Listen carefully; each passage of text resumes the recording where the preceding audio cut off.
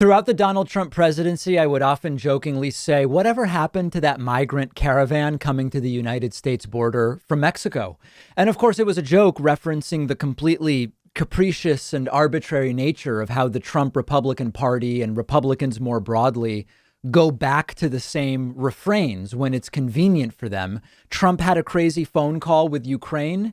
Well, it's infrastructure week at the White House. Republicans propose an insane healthcare plan that would lead to 24 million people losing coverage. Well, the migrant caravan is coming and Democrats don't care.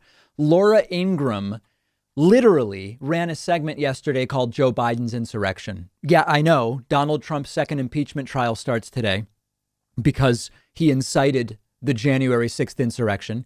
Yes, Joe Biden has a higher approval rating already than Donald Trump ever did during his entire presidency. Yes, Republicans are standing in opposition to a COVID relief bill that's popular with the majority of the country. Yes, the majority of Americans wants Donald Trump convicted. So it's time for Biden's insurrection. Let's take a look at these clips, which, as Laura Ingraham will explain to us, is Joe Biden welcoming undocumented immigrants to the United States. Let's check out the clips. Fox News apparently realizing they need to out crazy OAN and Newsmax to get back some of the audience that they've lost. Now that takes us back to tomorrow's Barnum and Bailey revival in the Senate. Democrats are arguing that Trump welcomed and incited a violent incursion into the Capitol, when it is they who are enticing illegals to bust through our borders, exploit our resources, and commit crimes. And we're not talking about a few hundred. We're talking hundreds of thousands, eventually millions, if the Democrats have their way. Even for Fox News, this is really a stretch. At this point, I don't even know if the Fox News audience believes this, at least not a huge portion of it, but some of them do. Let's listen to some more. And she really crams in a lot of hate, xenophobia, misdirection, red herrings into this one short clip. There is an insurrection taking place against America, all right. It's been going on for years in the deepest depth of the D.C. swamp. And now its figurehead resides at 1600 Pennsylvania Avenue. This insurrection seeks to overthrow everything we love about America by defaming it, silencing it, and even prosecuting it. This is an organized mob funded by billionaires. It's supported by celebrities. And it's aided and abetted by propagandistic news organizations every single step of the way. These insurrectionists have stormed our schools with BLM indoctrinators. They shuttered our classrooms by empowering union heavies.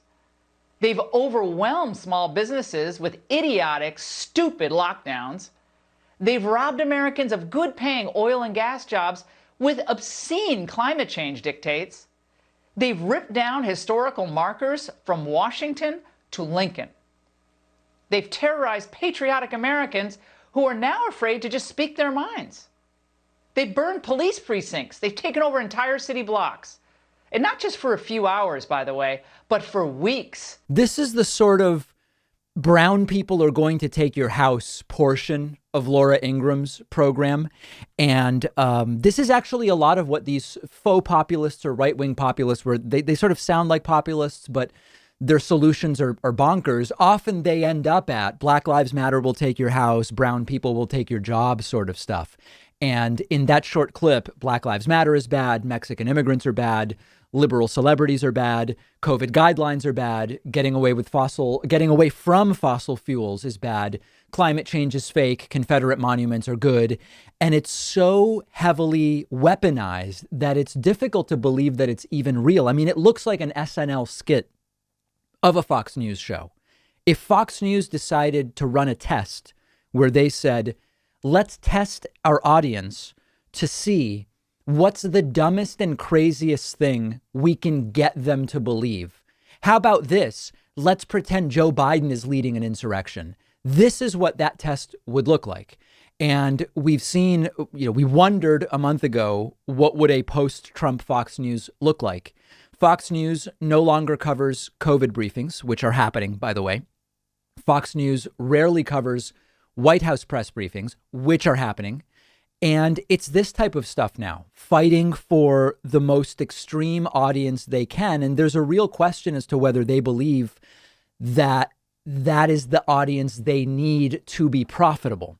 In other words, if what they were losing to OAN and Newsmax were not a particularly profitable piece of their audience, they wouldn't necessarily need to be doing this to get that audience back, but they're doing it and there must be a reason for it. And of course, the really scary part is that you and I see this. We know every word is a lie. It's like when it was the migrant caravan during the Trump era, right? It's all made up. It's all fake. There are millions of people in this country, though, where you sit them down and you show them that commentary from Laura Ingraham and they believe it. And they think that, forget about, they think it's good reporting. They think it's reporting rather than just the rantings of Laura Ingraham.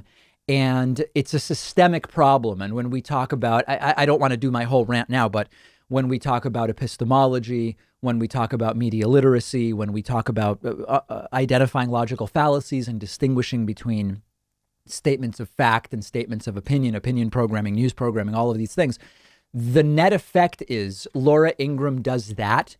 And a lot of people come away thinking, I have now been informed by a news report, which is, of course, the furthest thing from what that actually was.